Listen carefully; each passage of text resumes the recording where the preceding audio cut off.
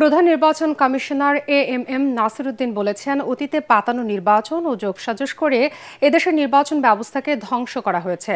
সকল অপবাদ ঘুচিয়ে আইনের শাসন প্রতিষ্ঠার মাধ্যমে সুন্দর নির্বাচন দেওয়ার প্রত্যাশা জানান তিনি।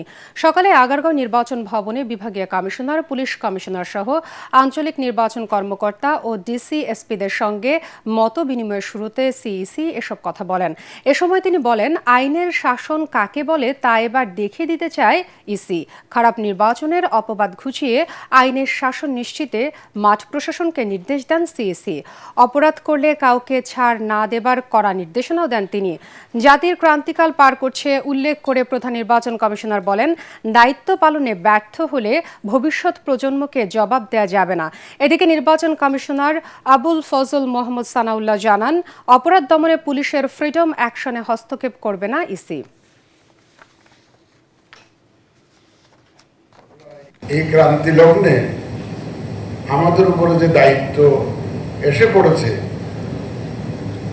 আমরা যদি সঠিকভাবে দায়িত্ব পালনে ব্যর্থ হই, আমরা আমাদের ভবিষ্যৎ প্রজন্মকে জবাব দিতে পারবো না। ভাই, এই দেশটা আপনার সকলের দেশ।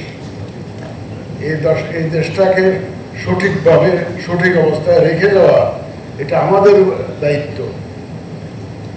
We cannot afford to fail in our responsibility. এখানে আমাদের আর কোনো সুযোগ নয়, ব্যর্থ হওয়ার কোনো সুযোগ নেই।